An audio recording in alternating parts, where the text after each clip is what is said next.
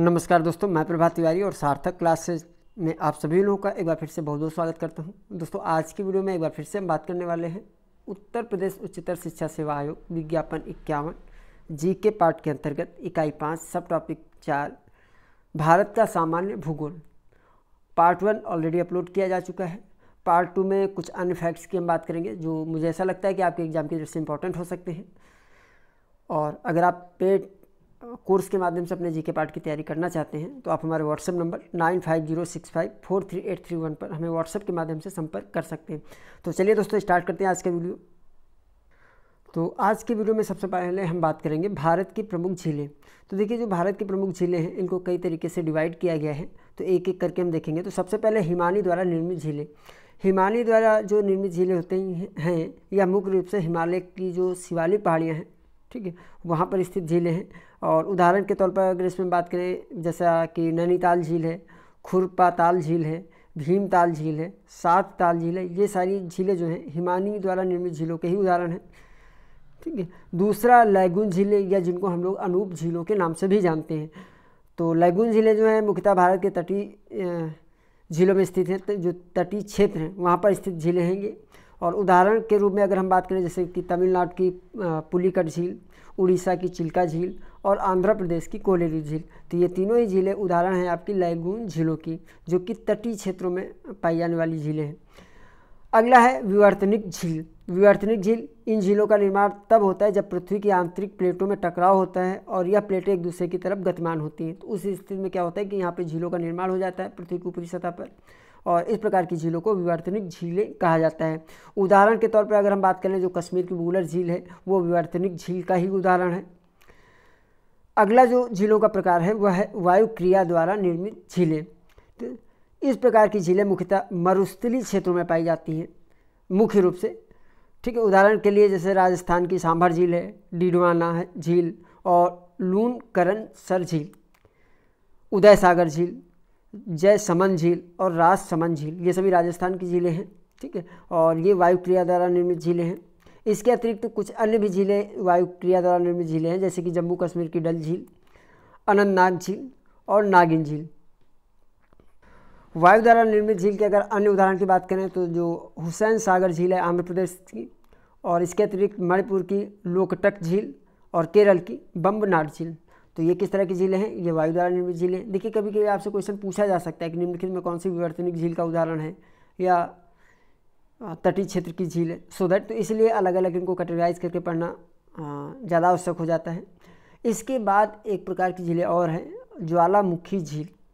ऐसी झीलें मृत या जीवित ज्वालामुखी के मुख पर वर्षा या हिमपात द्वारा पानी भरने से बनती हैं, जैसा कि नाम से ही क्लियर है। और अगर इसमें बात करें, इंडोनेशिया में जो तोबा झील है वह विश्व की सबसे बड़ी ज्वालामुखी झील है। लोनार झील को पहले एक ज्वालामुखी झील माना जाता था, परंतु बाद में परीक्षणों के द्वारा पाया गया कि इस झील का निर्माण धूमकेतु या कोई क्षुद्र ग्रह उसके टकराने से हुआ है। और ये लोनार झील जो है महाराष्ट्र के बुलढाणा जिले में स्थित है। वैसे आप जानते हैं कि भारत में जो ज्वालामुखी है तो ज़्यादा नहीं है, एक या दो ही ज्वालामुखी है जिनको हमने पिछले नोट्स में देखा होगा, ठीक है। तो इसमें अगर उदाहरण की बात करें, भारत में तो लोनार झील को पहले कहा जा रहा था या समझा जा रहा था कि ये ज्वालामुखी झील है, लेकिन वर्तमान में ऐसा नहीं है। लोनार झील ज्वालामुखी झील का उदाहरण न होकर के धूमकेतु या क्षुद्र ग्रह के टकराने से बनी हुई झील है। अब बात करेंगे जलप्रपात की।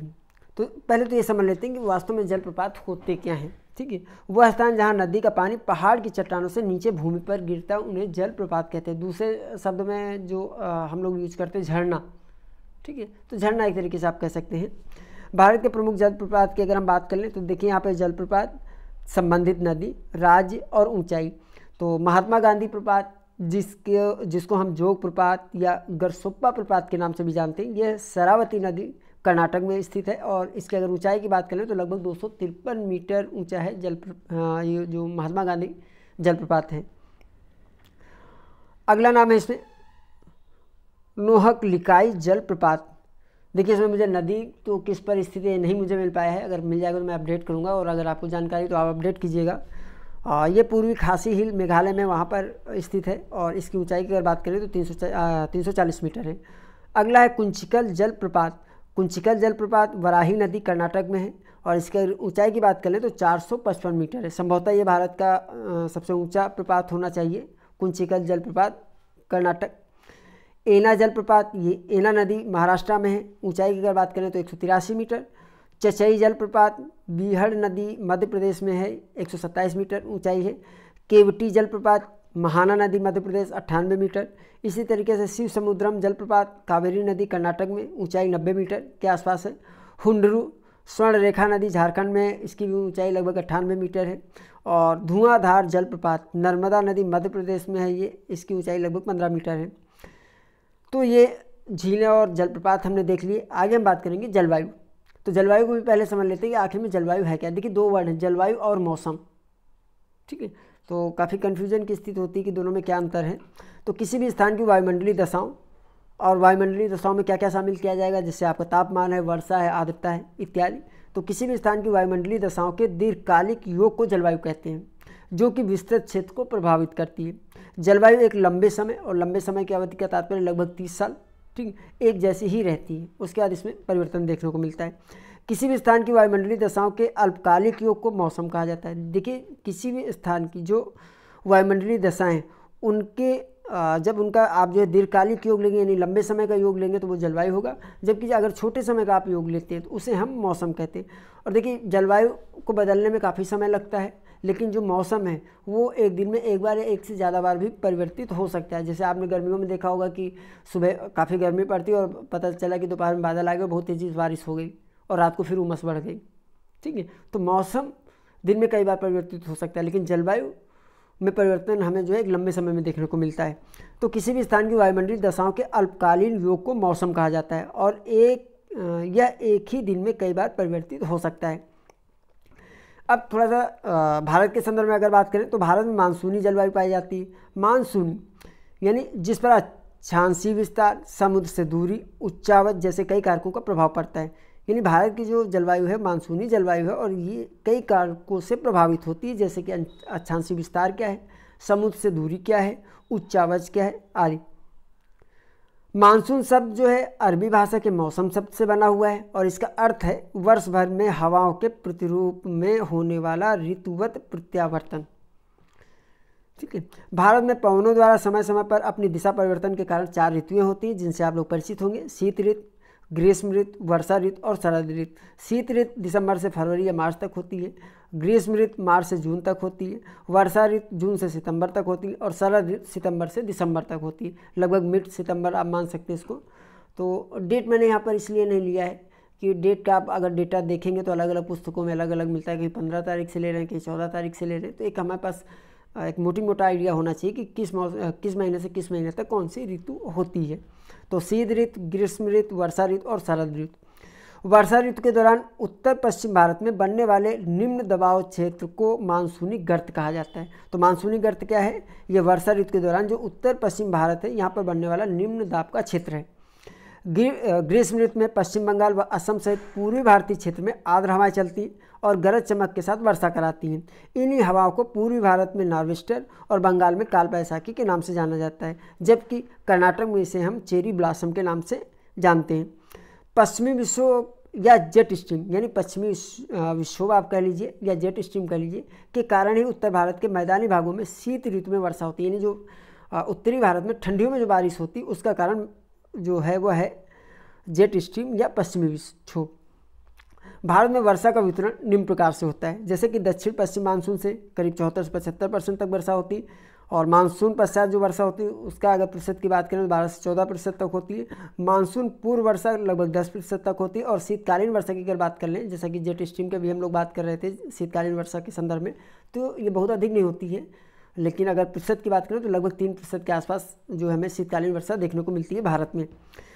भारतीय कृषि अनुसंधान परिषद द्वारा भारतीय मिट्टियों को 8 भागों में बांटा गया है। तो ये कौन कौन सी मिट्टी है, देखिए जलोढ़ मिट्टी, काली मिट्टी, लाल और पीली मिट्टी, लैटराइट मिट्टी, मरुस्थलीय मिट्टी, क्षारीय मिट्टी, पीट या जैविक मिट्टी, पर्वतीय मिट्टी। तो ये 8 प्रकार माने गए हैं भारतीय कृषि अनुसंधान परिषद द्वारा जो भारत में मिट्टियाँ पाई जाती हैं। इनके परसेंटेज पे भी नज़र डाल लेते हैं। तो देखिए अगर सबसे ज़्यादा परसेंटेज की बात करें तो सबसे ज़्यादा क्षेत्र में संभवतः काली मिट्टी पाई जाती है, जहाँ पर 29.69% है। दूसरे नंबर पर जलोढ़ मिट्टी है, जिस प्रतिशत के अकॉर्डिंग हम बात नहीं करेंगे क्योंकि प्रतिशत के अकॉर्डिंग हमने लिखा नहीं है, आप देख लीजिएगा। नंबर 1 पर जलोढ़ मिट्टी है, इसका प्रतिशत 22.16% है। काली मिट्टी 29.69% है। लाल और पीली मिट्टी के प्रतिशत की अगर बात करें तो 28% है। यानी ये जो 3 प्रकार की मिट्टी हैं, जलोढ़ मिट्टी, काली मिट्टी, लाल और पीली मिट्टी, ठीक है, ये प्रमुख मिट्टी हैं भारत के भूभाग पर। इसके अतिरिक्त लैटराइट मिट्टी के प्रतिशत की अगर बात करें 2.62%, मरुस्थलीय मिट्टी 6.13%, क्षारीय मिट्टी 1.29%, पीट या जैविक मिट्टी 2.17% है और पर्वतीय मिट्टी 7.94% है। जलोढ़ मिट्टी जिसमें बालू के कणों और चीका की मात्रा लगभग समान होती है तो उसे दोमट मिट्टी कहा जाता है, जो कि धान की खेती के लिए सर्वाधिक उपयुक्त होती है। इसके अतिरिक्त टिटेनीफेरस मैग्नेटाइट और जीवाश्म की उपस्थिति के कारण जो काली मिट्टी है उसका रंग काला होता है। कभी कभी प्रश्न पूछ लिया जाता है कि जो काली मिट्टी उसके काला रंग होने का क्या कारण है, ठीक है, तो टिटेनीफेरस मैग्नेटाइट के कारण और जीवाश्म की उपस्थिति के कारण ही काली मिट्टी का रंग जो है काला होता है। काली मिट्टी को रेगुल मृदा और स्वतः जुताई वाली मिट्टी के नाम से भी जाना जाता है। यानी काली मिट्टी के बजाय अगर नाम आपके सामने आ जाता है रेगुल मृदा या स्वतः जुताई वाली मिट्टी, तो वो भी क्या है, काली मिट्टी ही है। कपास की खेती के लिए जो सबसे उपयुक्त मिट्टी होती है वो काली मिट्टी ही मानी जाती है। लोहे के ऑक्साइड की अधिकता होने के कारण लाल मिट्टी का रंग लाल होता है। तो देखिए यहाँ से भी एक क्वेश्चन बन सकता है कि जो लाल मिट्टी उसका रंग लाल क्यों होता है, तो वह लोहे के ऑक्साइड की उपस्थिति के कारण ऐसा होता है। नाइट्रोजन, ह्यूमरस और फास्फोरस की कमी वाली यह मिट्टी मोटे अनाजों की पैदावार के लिए उपयुक्त होती है। मोटे अनाज जैसे कि ज्वार, बाजरा, परिचित होंगे आप लोग इससे। लैटराइट मिट्टी में चूने की कमी होने के कारण यह अम्लीय होती है और चाय की खेती के लिए सबसे उपयुक्त होती है। यानी अगर चाय की खेती के लिए पूछ लिया जाए कि निम्नलिखित में कौन सी मिट्टी जो है चाय की खेती के लिए सर्वाधिक उपयुक्त होगी, तो वो होगी लैटराइट मिट्टी। क्यों होगी? क्योंकि इसमें चूने की कमी होती है, जिसके कारण इस मिट्टी का जो नेचर होता है वो एसिडिक यानी अम्लीय होता है। तो दोस्तों आज की वीडियो में हम इतना ही रखेंगे। हम आपको ये जरूर सजेस्ट करेंगे कि जो भी पढ़ाई वाले आप वीडियो आप देखें उसको कम से कम 2 बार आप ज़रूर देखें, जिससे कि जो भी फैक्ट्स हैं वो आपके माइंड मस्तिष्क पटल पर आसानी से स्थान बना पाए। और पढ़ाई करते रहिए। पढ़ाई देखिए हम लोगों का जो है एक प्रमुख कर्तव्य है। अन्य चीज़ें साथ में अगर चलती हैं तो चलने दीजिए, लेकिन पढ़ाई आपको रेगुलर बेसिस मुझे लगता है करना चाहिए और आपका जो एम है वो बिल्कुल डिसाइड होना चाहिए। तो आज के वीडियो में इतना ही। हम आपसे फिर मिलते हैं अगले वीडियो में कुछ नई जानकारी के साथ। तब तक के लिए नमस्कार।